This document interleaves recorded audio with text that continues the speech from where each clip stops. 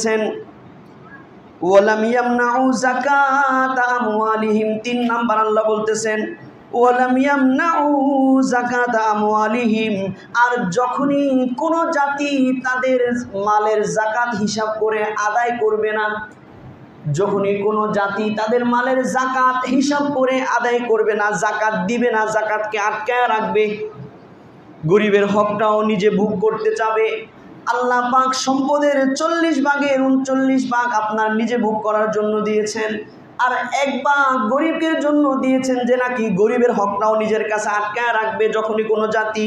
আল্লাহ রসুল বলতেছেন ইল্লা মুনিউল কতরা মিনাস সামা, তখন ওই জাতিকে আল্লাহ পাক তারা যেরকম যাকাতের 40 ভাগের 1 ভাগ আটকায় রাখছে, আল্লাহ পাক ওই জাতির সবার থেকে রহমতের বৃষ্টিকে আটকায় রাখবেন। নাউজুবিল্লাহ। এই যে আমরা বৃষ্টি পাইতেছি না, হিসাব করেন। এই যে গত রমজানে বলছিলাম যে আপনারা যাকাত হিসাব করে দেন না, অনেকে নাম কষ্টে পাস একসময় গরিবদেরকে সাহায্য করে দিল, একসময় দিয়া দিল, কিন্তু হিসাব করে না। অনেকে কেউ হুজুর হিসাব করবো কেমনে, এত এত বিষয় কেমনি হিসাব করবো? না না, আপনার হিসাব করতে হবে। যত কষ্টই হোক আপনি বসেন, হিসাব মিলান। বাৎসরিক আপনার সম্পদে আপনি যদি মুসলমান হন, যেহেতু একজন মুসলমান জানে ইসলামের 5 স্তম্ভের একটা কি যাকাত, কাজে আপনার সম্পদের বাৎসরিক হিসাব করতে হবে। আপনি যদি হিসাবই না করেন তাহলে 40 ভাগের 1 ভাগ বের করবেন কিভাবে? আপনি বেহিসাব কামাইতেই আছেন, কোনো হিসাব করেন না, খালি ব্যাংক ব্যালেন্স বাড়তেছে আপনার, কিন্তু কোন বছর কত ছিল হিসাব করেন না, খালি ব্যাংক ব্যালেন্স বাড়তেছে এটা বুঝতেছেন, তাহলে এটা তো কাফেরের গুণ। জোরে বলেন ঠিক কিনা? আল্লাহ পাক বলছেন ওয়াদ দাদা কাফের খালি গনে বাড়লো কদ্দুর, কিন্তু আমার উপরে হিসাব হইল কদ্দুর, বছরে কদ্দুর যাকাত আসলো, এটা হিসাব করে না। আল্লাহ রাসূল হাদিসে বলতেছেন ওয়ালাম ইয়ামনাউ যাকাতা আমওয়ালিহিম, যখন কোন জাতি তাদের মালের যাকাতকে আটকায় রাখে, গরিবকে দেয় না, মুনিউল কতরা মিনাস সামা, আসমান থেকে রহমতের বৃষ্টি আল্লাহ আটকায় দেন, বৃষ্টি দেন না। ওয়ালাউলাল বাহাইমু লাম ইউকতরু, অনেক সময় হালকা পাতলা বৃষ্টি হয় কি হয় না, মাঝে মধ্যে হয়। এটা কেন হয় সেটার কারণ বলে দিচ্ছেন আল্লাহ রাসূল বলছেন ওয়ালাউলাল বাহাইম, যদি মানুষ ছাড়া, এই গুনাহগার যাকাত আদায় নাকারী মানুষ ছাড়া, যে সমাজের মানুষ যাকাত দেয় না, এরা ছাড়া যদি অন্য অন্য চতুষ্প জন্তু না থাকতো, অন্য অন্য জীব জন্তু না থাকতো, আল্লাহ রসুল বলতেছেন লাম ইউকতরু, তাহলে সামান্য পরিমাণ বৃষ্টিও আল্লাহ কোনোদিন দিতেন না। মাঝে মধ্যে যে বৃষ্টি হয় আপনার আমার জন্য না, চতুষ্প জন্তু অন্য অন্য জীব জন্তু যারা আছে এদের প্রতি দয়া করে আল্লাহ তাআলা কি দেন? বৃষ্টি দেন। এরপরে গুটি কয়েক অঞ্চল ব্যতীত তীব্র গরমের কারণে আমরা অতিষ্ঠ, সর্বোচ্চ তাপমাত্রার মধ্য দিয়ে আমরা অতিবাহিত করছি। আমাদেরকে বোঝা দরকার তাপমাত্রা এমনি এমনি নিজে নিজে আসতে পারে না, তাপমাত্রা নিজে নিজেই কমতে পারে না, তাপমাত্রা নিজে নিজেই বাড়তে পারে না। এই তাপমাত্রা কমানো এবং বাড়ানোর মাঝে এক সত্তার হাত আছে, সেই সত্তার নাম হচ্ছে আল্লাহ। এটা আমাদের বিশ্বাস, এটা আমাদের ঈমানের গুরুত্বপূর্ণ অংশ। নাস্তিক তারা বলে এমনি এমনিই হয়, কিন্তু আল্লাহ নিজে জানিয়েছেন, আল্লাহ পাক এই ভূমণ্ডলকে আল্লাহ পাক বিছিয়েছেন, আল্লাহ পাকই সাজিয়েছেন, এবং আকাশ মণ্ডলী যত মহাকাশ আছে এই সবগুলো আল্লাহ পাকই সাজিয়েছেন। আল্লাহ পাক নিজে পবিত্র কোরআনে একাধিক জায়গায় বলেছেন ওয়াজাইয়ান্নাস সামাআ, আমি আল্লাহ আসমানকে সাজাইছি, ওয়াল আরদা ফারাশনাহা বিআইদি ওয়া ইন্না লামুসিউন, আল্লাহ বলতেছেন কি জমিনকে আমি আল্লাহ বিছিয়েছি। অন্য আয়াতে আল্লাহ বলছেন এই আসমানকে আমি আল্লাহ বিগৈরি উমুদ, খুঁটি বিহীন আমি আল্লাহ ঝুলায় রাখছি। সুবহানাল্লাহ। এই মহান ক্ষমতার অধিকারী আল্লাহ পাকের হাতে সবকিছু। আল্লাহ পাক যদি চান এক মুহূর্তের মধ্যে 1 সেকেন্ডের মধ্যে সর্বোচ্চ তাপমাত্রাকে কমায়া সর্বনিম্ন তাপমাত্রায় নিয়ে আসতে পারেন। জোরে বলেন ঠিক কিনা? পৃথিবী পৃথিবীতে তাপমাত্রা কমানোর জন্য কোনো শক্তি, কোনো যন্ত্র, কোনো আধুনিক কোনো মাধ্যম আসে নাই যে একেবারে যেখান থেকে তাপমাত্রা বাড়ে ওই জায়গায় তালাবদ্ধ করে দিবে, ওটাকে বন্ধ করে দিবে, এরকম আবিষ্কার হয়েছে? না, হয় নাই। ছোট বড় সমস্ত বিপদ মুসিবতের সমাধান আল্লাহর হাতেই। বাকি কিছু বিষয়ের বাহ্যিকভাবে সমাধান আল্লাহ আমাদের কাছে দিয়েছেন, কিন্তু মূল সুতা নিজের কাছে রেখে দিয়েছেন। যেমন আমরা অসুস্থ হইলে আমরা ঔষধ ব্যবহার করি, বাহ্যিকভাবে মনে হয় যে এই চিকিৎসার কারণে ওষুধের দ্বারা আমরা আরোগ্য লাভ করেছি। এটাও আল্লাহর হুকুম। আল্লাহ রসুল হাদিসে বলেছেন, ইন্নাল্লাহ খালাকাদ দাআ ওয়াদ দাওয়া, আল্লাহ নিজেই অসুস্থতাকে সৃষ্টি করেছেন, আবার আল্লাহ ওষুধকেও সৃষ্টি করেছেন। ফাতাদাওয়াও, কাজেই তোমরা চিকিৎসা গ্রহণ করো। দিলে বিশ্বাস রাইখা যে সুস্থতার মালিক আল্লাহ। আল্লাহ চাইলেই এই ওষুধে সুস্থ হবে, আল্লাহ না চাইলে আমি কোটি টাকার ওষুধ খাইতে পারি, পৃথিবীর বিভিন্ন দেশে গিয়ে সর্বোচ্চ সুবিধার সর্বোচ্চ মানের চিকিৎসা গ্রহণ করতে পারি, আল্লাহ না চাইলে কোনো ফায়দা হবে না। এই একই রাইখা যদি কেউ চিকিৎসা গ্রহণ করে সুন্নত হিসেবে, এটা হচ্ছে শরীয়ত সম্মত চিকিৎসা ব্যবস্থা। আর যদি নিজের দিলে রাখে যে না, আমি মনে হয় কোটি টাকা খরচ কইরা সিঙ্গাপুর গিয়া উন্নত মানের চিকিৎসা করে আসলেই আমি সুস্থ হয়ে যাব, এখানে আল্লাহর ইচ্ছা মনে হয় দরকার নাই, তাইলে এই লোকটা সাথে সাথে বেঈমান হয়ে যাবে। তাহলে সব কিছু আল্লাহর হাতে, বা কিছু বিষয় আল্লাহ বাহ্যিক আমাদের হাতে কিছু দিয়েছেন, কিন্তু তাপমাত্রা, বৃষ্টি হওয়া না হওয়া, বিভিন্ন প্রাকৃতিক দুর্যোগ আসা না আসা, এটা আল্লাহ পাক পৃথিবীর কোনো মানুষের হাতে কোনোভাবেই দেন নাই। অসুস্থ হইলে আমরা ভাবি যে আমার 1 লক্ষ 4 লক্ষ টাকা দরকার, এটা ব্যবস্থা করে চিকিৎসা নিলে সুস্থ হয়ে যাবে। বাকি তাপমাত্রা 40-45 বাড়তেছে, 44 পর্যন্ত হইতেছে, এইরকম কোনো বৈজ্ঞানিক যন্ত্র বের হয়েছে যে এইটা ব্যবহার করলে তাপমাত্রা কমে যাব? আমরা নিজেরা হয়তো এসি রুমের ভিতরে বন্দী হয়ে গেছি, কিন্তু তাপমাত্রা কমানোর ক্ষমতা আমাদের হাতে নাই। এটা একমাত্র আল্লাহ পাকের হাতে। আল্লাহ পাক আল্লাহ রসুলের মাধ্যমে, কোরআনের মাধ্যমে আমাদেরকে জানিয়েছেন এই যে প্রাকৃতিক পরিবেশের অসামঞ্জস্য অবস্থা, মানুষের জন্য অনুপযোগী অবস্থা কেন হয়, কিভাবে আসে, তার প্রতিকার কি জানা দরকার আছে না নাই? আল্লাহ সব জানিয়েছেন, আল্লাহ রসুলও জানিয়েছেন। পৃথিবীতে বিপর্যয় কেন আসে, সমুদ্রে বিপর্যয় কেন আসে,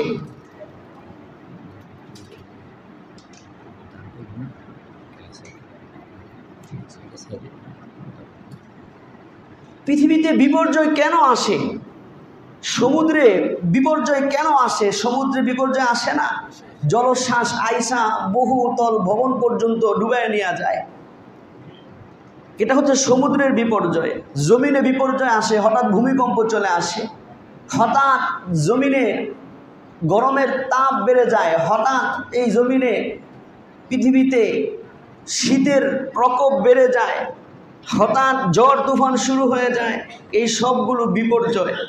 আল্লাহ পাক পবিত্র কোরআনের সূরা আর রুমের 41 নম্বর আয়াতে এর কারণ জানাইতেছেন।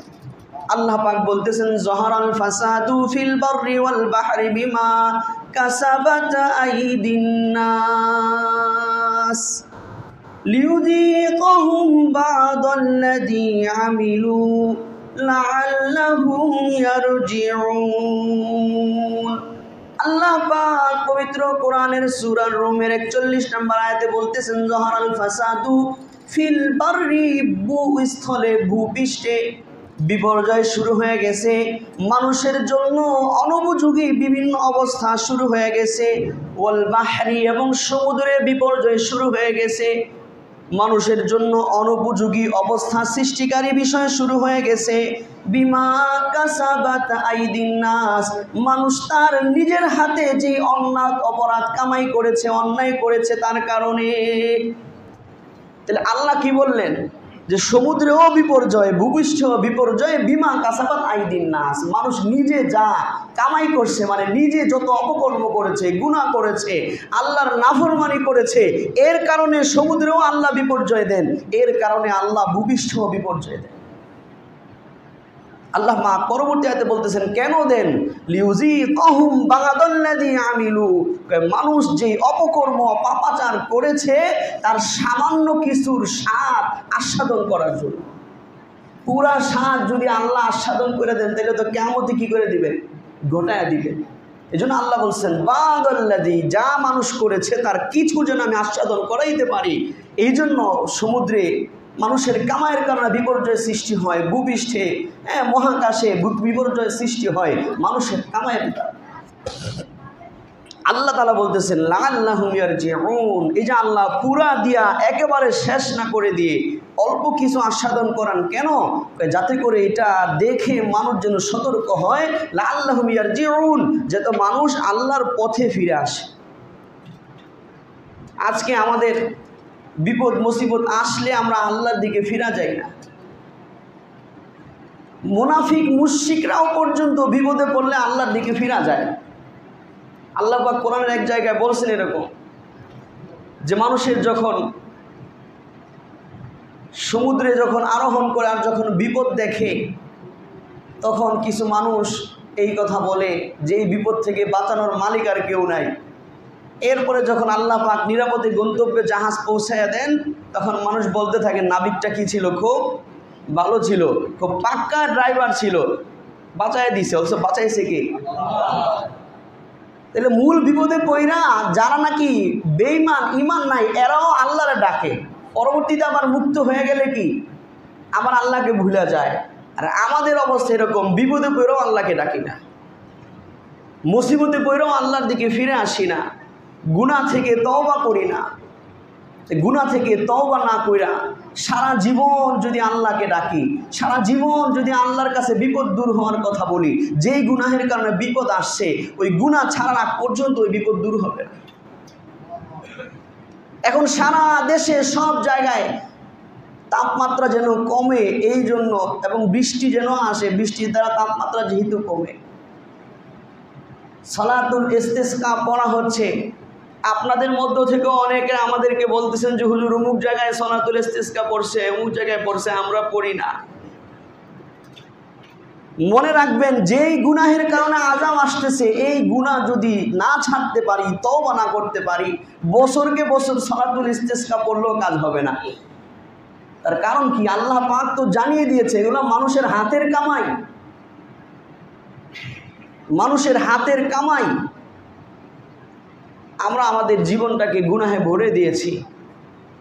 এই আয়াতই আল্লাহ শেষ করেন নাই, অন্য আয়াতে আল্লাহ পাক আরেকটু ভালোভাবে বলেছেন। আল্লাহ তাআলা পবিত্র কোরআনের অন্য আয়াতে বলতেছেন যে মানুষের উপরে যেই বিপদ মুসিবত আসতেছে এই বিপদ মুসিবত মানুষের হাতের কামাই। আল্লাহ পাক ওই আয়াতের মধ্যে বলেছেন ওয়ায়াফু আন কাসীর, আল্লাহ পাক অনেক কিছু মাফ করে দেন। আল্লাহ পাক অনেক কিছু কি করে দেন? যা আসতেছে মানুষের উপরে, মা আসাবাকুম মিন মুসিবা, আল্লাহ বলতেছেন তোমাদের উপরে যেই বিপদ মুসিবত আসছে, সূরা আশ-শুরা এর 30 এবং 31 নম্বরে আল্লাহ বলতেছেন মা আসাবাকুম মিন মুসিবা বিমা কাসাবাত আইদিকুম, শোনো তোমাদের উপরে যে বিপদ মুসিবত আসতেছে এটা তোমাদের নিজেদের হাতের কামাই। তোমরা যে কামাই করছো, আল্লাহর নাফরমানি করছো, আল্লাহর অসন্তুষ্টির পথে চলেছো, এই জন্য ওয়ায়াফু আন কাসীর, আল্লাহ তো অনেক কিছু মাফ করে দেন।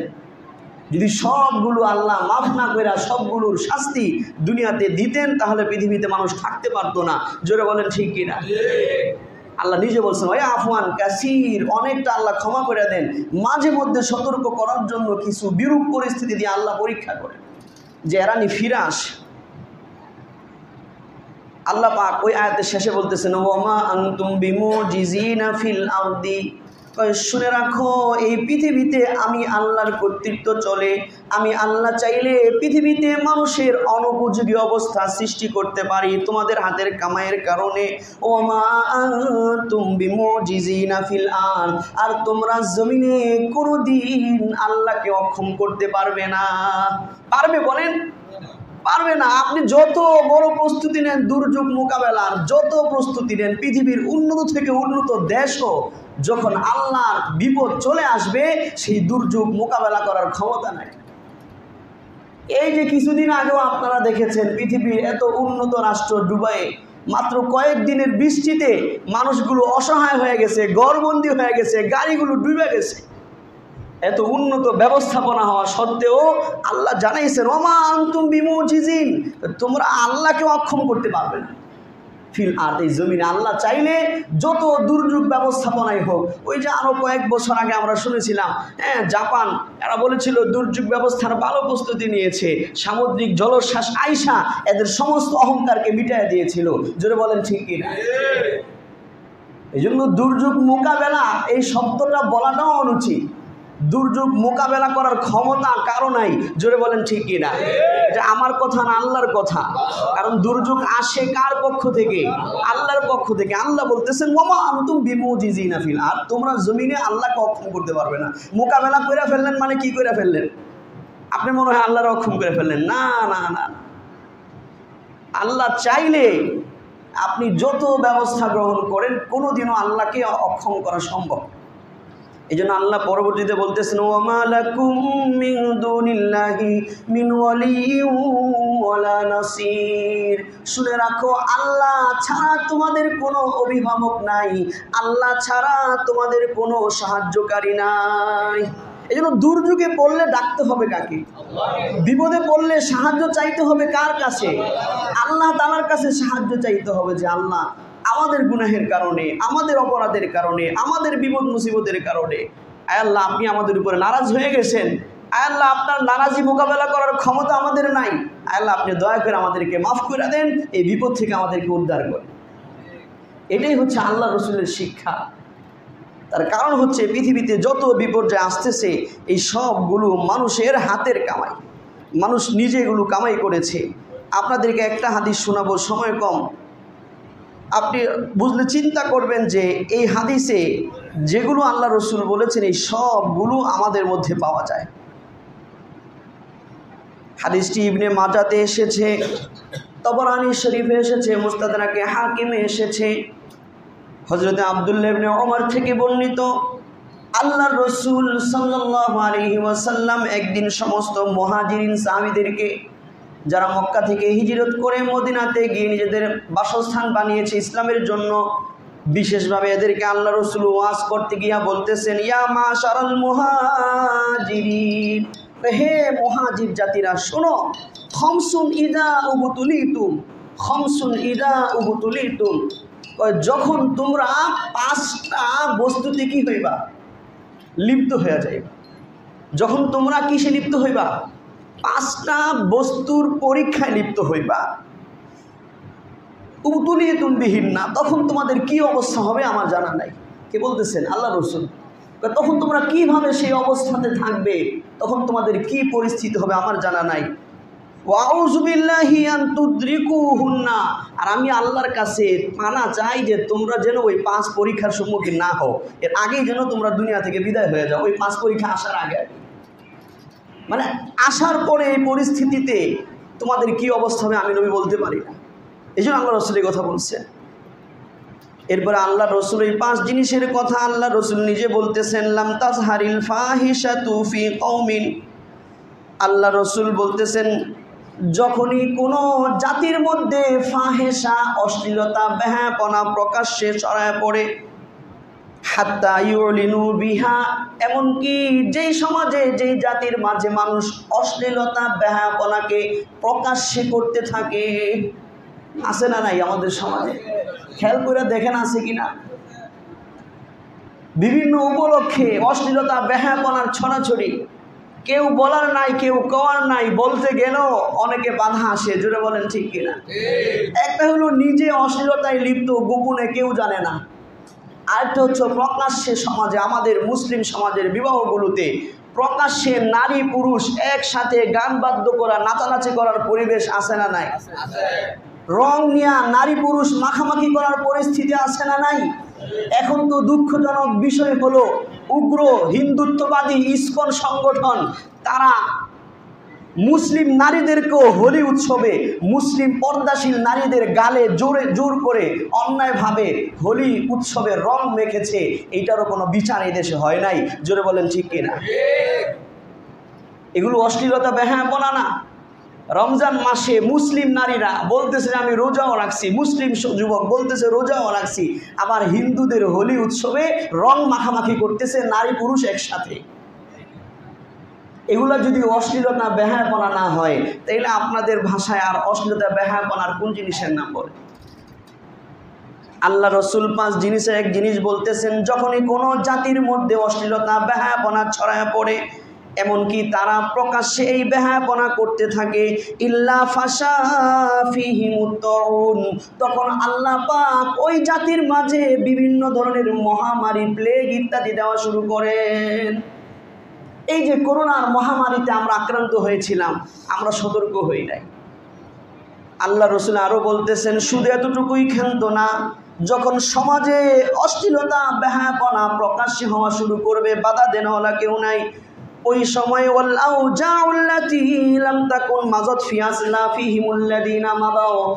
এমন এমন নতুন নতুন রোগ বালা মুসিবত প্রকাশ পাবে, যে রোগ বালা মুসিবত তাদের পূর্বপুরুষ বাপ দাদারা কোনোদিন শুনে নাই। আসে না নাই? এমন এমন রোগ আবিষ্কার হয়েছে কিনা যেটা আপনার আমার পূর্বপুরুষ বাপ দাদা 14 গোষ্ঠীর নামও মনে হয় শুনে নাই, কিন্তু এখন সেই রোগে আমরা আক্রান্ত হচ্ছি। জোরে বলেন ঠিক কিনা? আজ থেকে 100 বছর আগে মনে হয় ডায়াবেটিসের কথা অনেকে শুনে নাই। এখন এই ডায়াবেটিসের কারণে কি সমাজে বেশিরভাগ মাঝ বয়সের মানুষই দুর্বল হয়ে যায়, কাইত হয়ে যায়। এইডস, আরও এই যে করোনা, আরও যত ধরনের রোগ বালা মুসিবত, হিট অ্যাটাকেরও বিভিন্ন ধরন বের হয়ে গেছে। এখন এই অ্যাটাকও একসময় হয়তো আমাদের বাপদাদা পূর্বপুরুষের শুনে নাই, এখন অ্যাটাকেরও বিভিন্ন ধরন বেড়ে গেছে। এখন গরমে হিট অ্যাটাক শুরু হয়েছে, গরমের কারণে অ্যাটাক করে শেষ হয়ে যায়। এইগুলো কেন আসতেছে? আল্লাহ রসুল তো সব খুলে খুলে জানাই দিয়েছেন, সমাজে যখন অশ্লীলতা বেহায়াপনা ছড়ায় পড়বে, এমন রোগ আসবে যেগুলো মাযাদ ফি আসলাফিহিম, তাদের সালাফদের মানে পূর্বপুরুষদের মাঝে ছিল না। এইগুলো 1 নাম্বার বিষয়। আল্লাহ রসুলের পরে বলতেছেন, ওয়ালাম ইয়ানকুসুল মিকিয়ালা ওয়াল মিজানা, আর যখনই কোনো জাতি, কোনো সমাজের, কোনো এলাকার, কোনো জাতির মানুষেরা তারা তাদের মাপার পাল্লা এবং মাপ যন্ত্রে তারা যখন নাকি কমায় দেয়, কম করে দেয়, এই রোগ আছে না নাই সমাজে? আপনাদের এলাকায় মনে হয় তেলে কম দেয় না কেউ? আছে না নাই? ওজনে কম দেয় না কেউ? দেখেন আবার হুজুরের চাকরি খায় না, হুজুর মনে হয় মূল জায়গায় হাত দিয়ে লাইছে। হ্যাঁ, হুজুর মনে হয় মূল জায়গায় কি দিয়ে লাইছে? হাত দিয়ে লাইছে। ভাই, এটা বলা আপনাদের দায়িত্ব। আপনাদের এলাকায় থাকলাম, এখানে আমার জীবন অতিবাহিত হইল, আপনাকে মূল সমস্যাটা ধরায় না দেই, আপনারা এই হাসরের ময়দানে বলবেন যে হুজুর কোনোদিন তো কম নাই। বলবেন কি বলবেন না? আল্লাহ রসুল বলতেছেন, ওয়ালাম ইয়ানকুসুল মিকিয়ালা ওয়াল মিজান, যখনই কোনো জাতি মাপ যন্ত্রে কমায়া দেয়, মাপ যন্ত্রে কি দেয়? কমায়া দেয়, ইল্লা উখিযু বিসসিনিন, কয় আল্লাহ পাক ওই জাতিকে, সবাই জড়িত হওয়া লাগবে না কিন্তু, ভালো মন্দ সবাইকেই তখন আল্লাহ পাক আক্রান্ত করেন বিসসিনিন, বিভিন্ন দুর্ভিক্ষ দিয়া, ও শিদ্দাতিল মাউনা, এবং অর্থনৈতিক সংকীর্ণতা দিয়া, অভাব অনটন দিয়া, দ্রব্যমূল্যের মূল্য বৃদ্ধি করার মাধ্যমে অনেক সময় সংকীর্ণতা তৈরি হয়। হয় কি হয় না?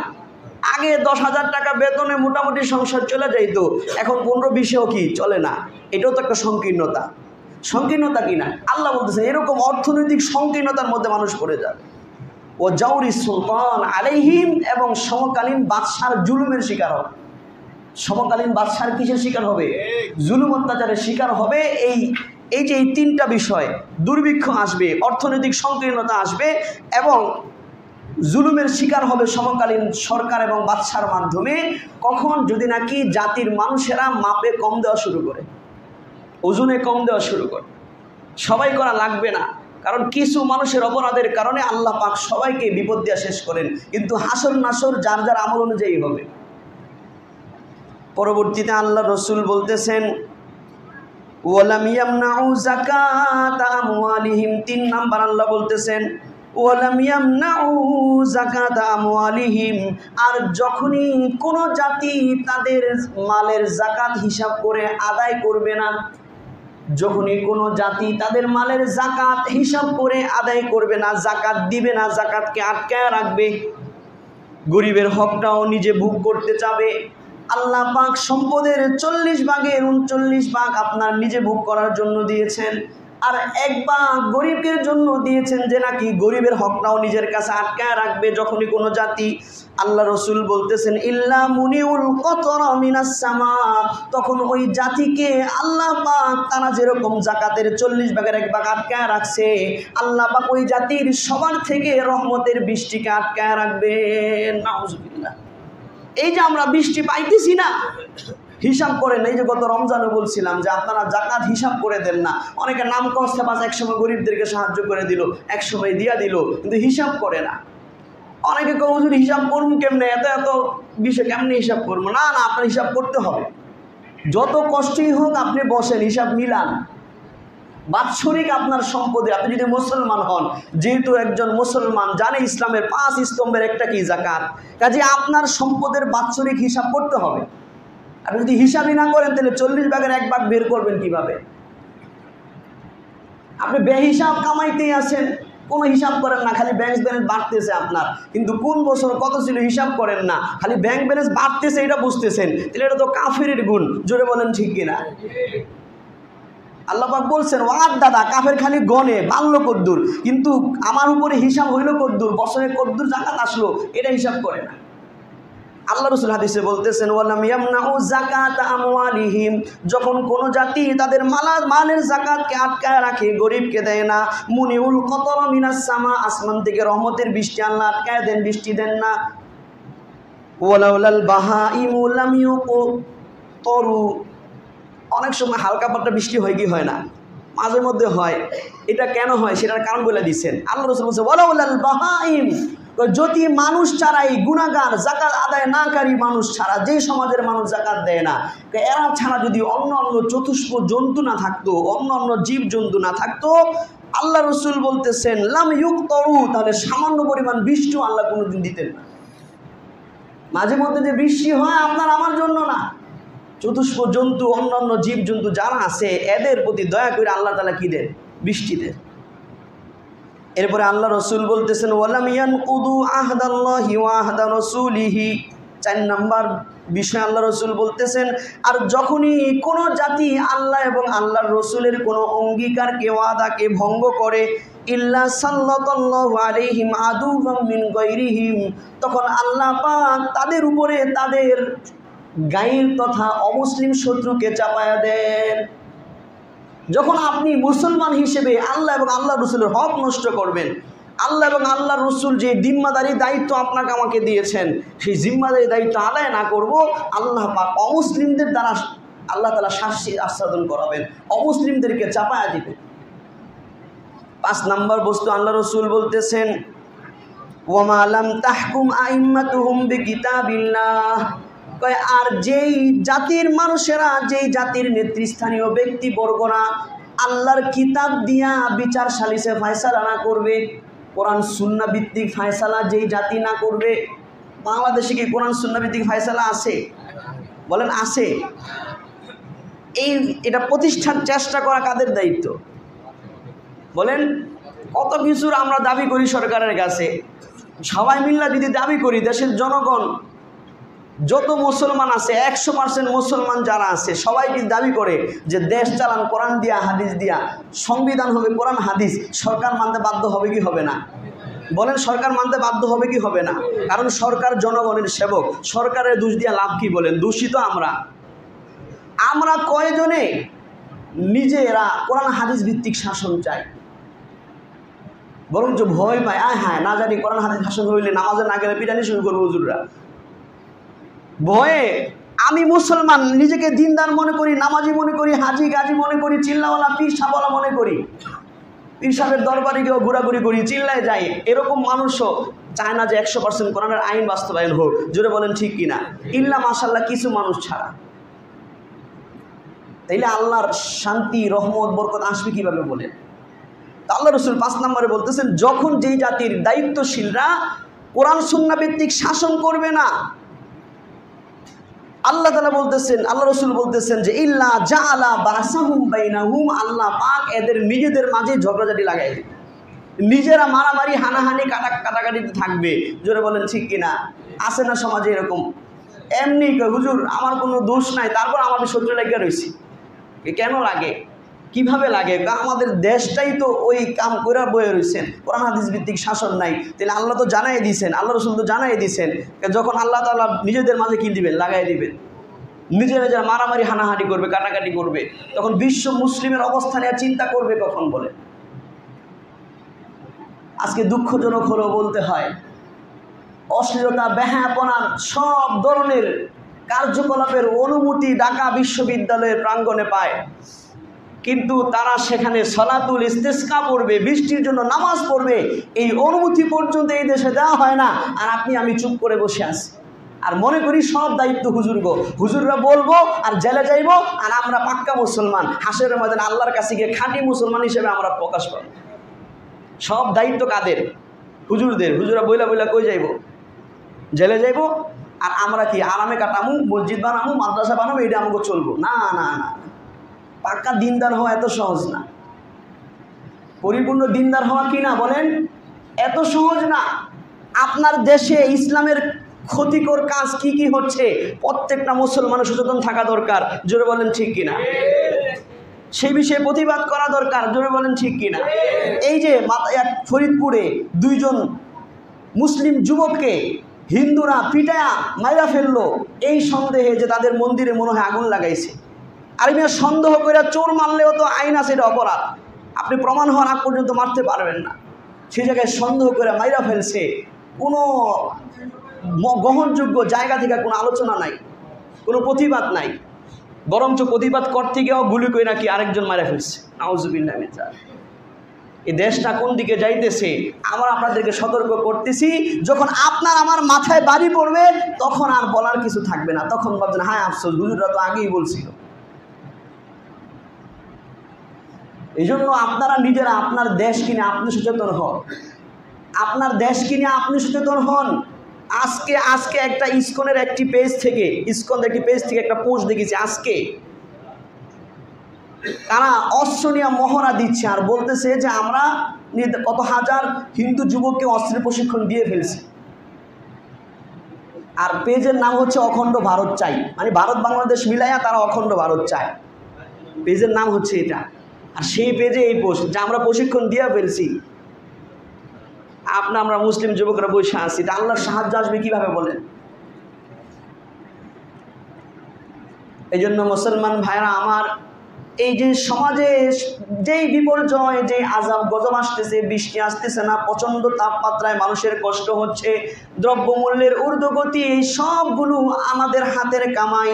আল্লাহ নারাজ হইয়া মাঝে মধ্যে আমাদেরকে সতর্ক করার জন্য বলছেন লাআল্লাহুম ইয়ারজিউন, যাতে বান্দারা ফিরে আসে। এই জন্য আমাদের 1 নাম্বার কাজ হচ্ছে নিজেদের যত গুনাহ আছে এই গুনাহ থেকে কি করা? তওবা করা। দ্বীনি বিষয়ে যত কমি আমার ভিতরে আছে সেটা থেকে মুক্ত হওয়া, খাঁটি মুসলমান হওয়ার চেষ্টা করা। কারণ আল্লাহ রসুলকে আল্লাহ তাআলা এই কথা বলছেন যে অন্য জাতিকে আল্লাহ পাক একেবারে শেষ করে দিয়েছেন। কওমে লুতকে, কওমে নূহকে, আরও অনেক জাতিকে আল্লাহ শেষ করে দিয়েছেন না, একেবারে উল্টায় দিয়েছেন, জের জবর করে দিয়েছেন, পুরা জাতিকে শেষ করে দিয়েছেন।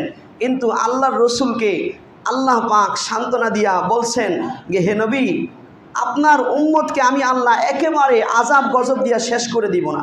আল্লাহ পাক সূরা আনফালের 33 নম্বর আয়াতে বলছেন ওমা কানাল্লাহু লিউআযিবাহুম ওয়া আনতা ফীহিম, ওগো নবী, যতদিন আপনি নবী আপনার উম্মতের মাঝে জীবিত আছেন ততদিন পর্যন্ত আল্লাহ পাক আপনার উম্মতকে আযাব দিয়া শেষ করবেন না।